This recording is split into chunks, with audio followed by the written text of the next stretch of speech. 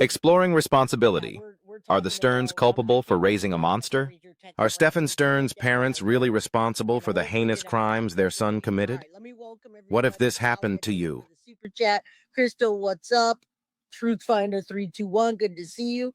And anybody else that's riding the guilty of crime chain with the super chat, super sticker, all that stuff. All right. So this has been weighing on my mind when we've made so much progress. And then a video comes out of a FOIA from a year and a half ago, and we all seem to head backwards. We head backwards. All right. Now let's move forward and say Stefan Stern's new home is ACI, or Appalachia Correction Institution, in the East Unit. Next week, I'm going to do an episode about the ACI Institute and how terrible it is. That's where Stefan Stearns will be spending the rest of his life, guys. All right. So, I mean, I've got all kinds of articles and letters and news letters from years ago that talk about the violent prison, the inmates, the killings, the escapes, the attacks. It's just a terrible, terrible place to be. And that's where Stefan Stern is landed himself for the abuse and the taking of Maddie's life, whether it was intentional or accidental. We may never know. It depends if Stefan wants to talk about it or tell his parents. All right. So that's out of our control. Patricia says, I've seen kids have horrible behavior as well as horrible things, and they had the best parents in the world. And I've seen the best parents in the world with kids that are terrible and they do awful things. And absolutely, since this is a huge episode today on growth, love, learn, grow. This is a huge growth period that has been happening throughout the case. All right. What's up, Linda? Good to see you. Lisa, Mom Shack. I remember when you first came across your channel, you had started covering Maddie. Rest in peace. I just lost my hubby, Jay, and everyone made me feel so welcome. Well, welcome. You're always welcome here. Much love, Guilty of Crime family. You know, if you ever need something, reach out. We got the best mods, always doing the most. And you can always email me, guiltyofcrimebyj@gmail.com. All right. So listen, it's totally out of my control what other channels put and how people feel that they're entertained. It does not entertain me to see Deb being upset about finding a torso when I already talked to her about that several times. And of course she didn't want to see that, or she didn't want any of this to come to fruition, and it did. So I bring you to take a look at this episode that kind of blew up the internet and was brought to my attention by you and even Deb, or actually I can't say Chris. I haven't talked much to him about it, but his question for all of you, that was the number one question that needed to be answered. Are the Sterns responsible for raising a monster? Okay, so that's the huge question of the day, and we're going to try to get into that, answer that, and talk about growth. Now, if you look at Plunder's video, it's 2 hours and 5 minutes. Obviously, we're not going to watch that. Stefan Stern's mom calls me a crazy ass woman, twit 4/11/24. Now, this is a year and 4 months ago. Audio interview, Maddie, consensual.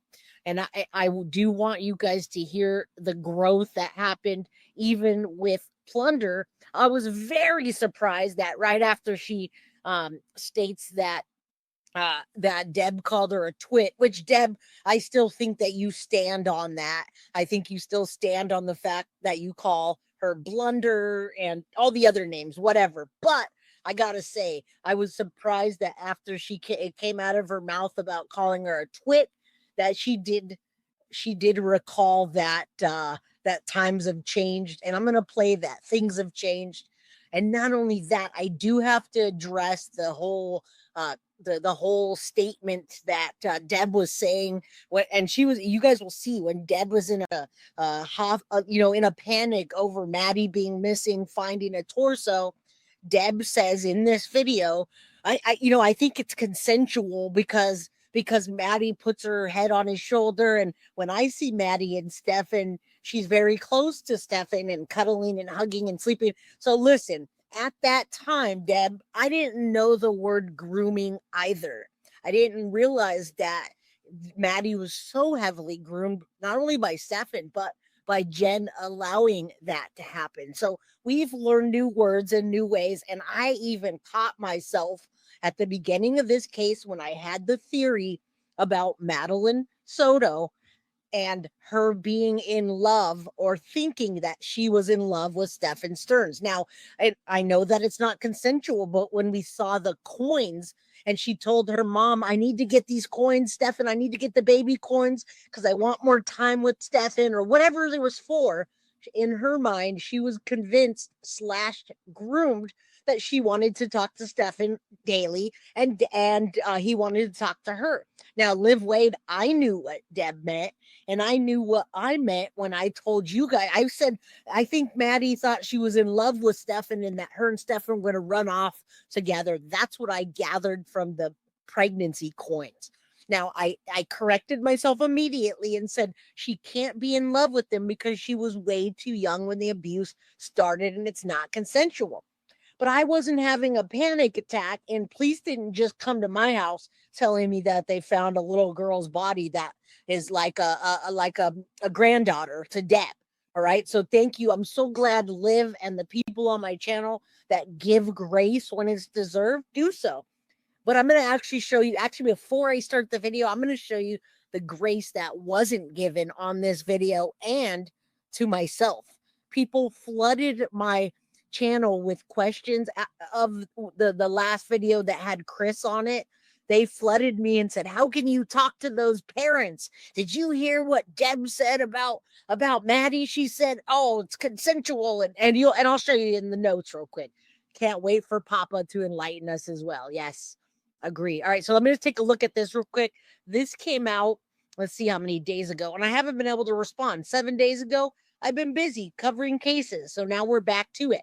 So let's take a look. First of all, I think that's funny as hell, Deb, that you called her a crazy ass twit, and she labeled that.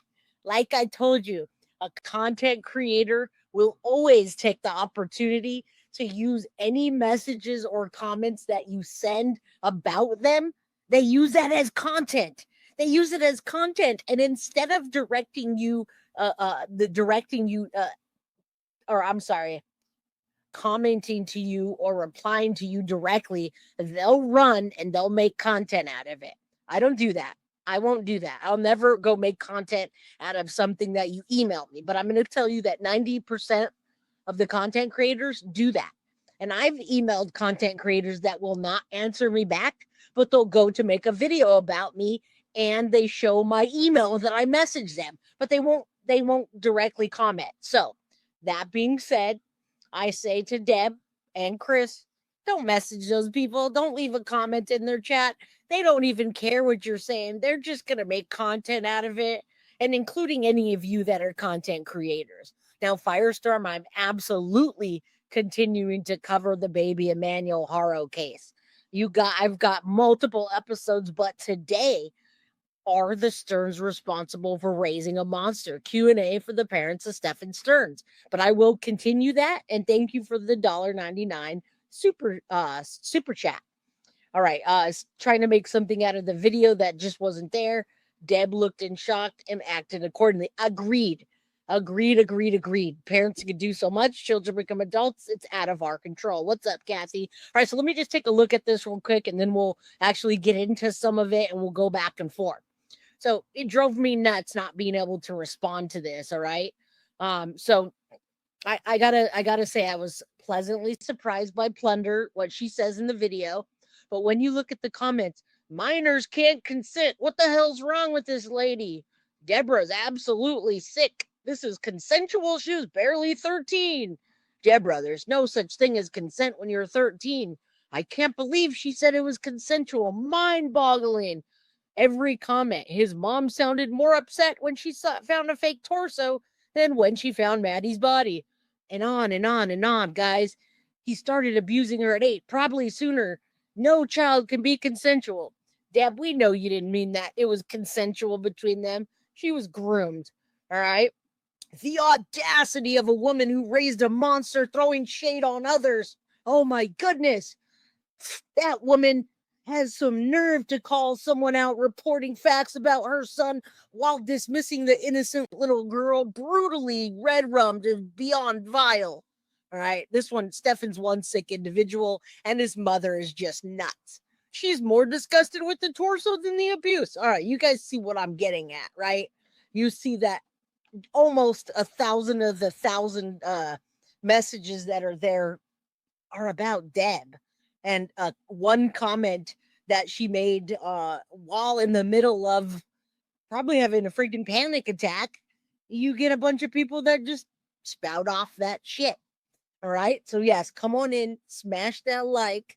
Deb, much love to you as I read those. I'm glad you're a good sport and you could take it, because they came over and rushed my video as well and told me how sick it was to talk to people like that. Well, here's my response. My response is you try being in that situation without the knowledge of everything and tell me how you act. All right. Hit the like. Thank you, Angel Light. Marissa says, I know families where one kid is always in trouble, the other are fine. We don't control our children when they're adults. With the big mouth, I'd never want to even be on body cam. Exactly.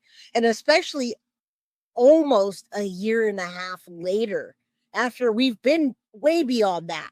All right. So that's where we go. Chris says, I was in total shock. I was speaking with the police with the impression we were still dealing with a missing person. Exactly.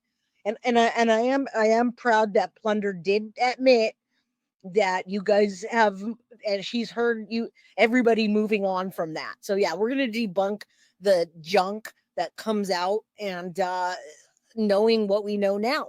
All right. And yes, I've heard the whole torso story from Deb herself, that I don't need to watch it again. I don't need to see someone upset and crying. That doesn't entertain me. All right. Not at all. Not even a little bit. Sassy Theory, thank you for becoming a new member and supporting the Guilty of Crime channel. Yeah, it was 2 days later the charges came out. Again, we're not going to play the whole thing, but I just want to show you this and let you hear what's going on, and then I'll be able to get into what else I need to say. Upset. So that was the 28th body cam video. There were 2 of those, so I can upload those raw on my Patreon for those who want to get the raw footage. But yeah, I did edit it up last night into like a small 26-minute. All right, so we're just going to listen to maybe at the most like 10 minutes of it that tells you what happened here, and hearing Paula from Plunder, and I dropped a link in chat, what she has to say about the Sterns. Yeah, snarky rhubarb. All right, let's listen up for a bit.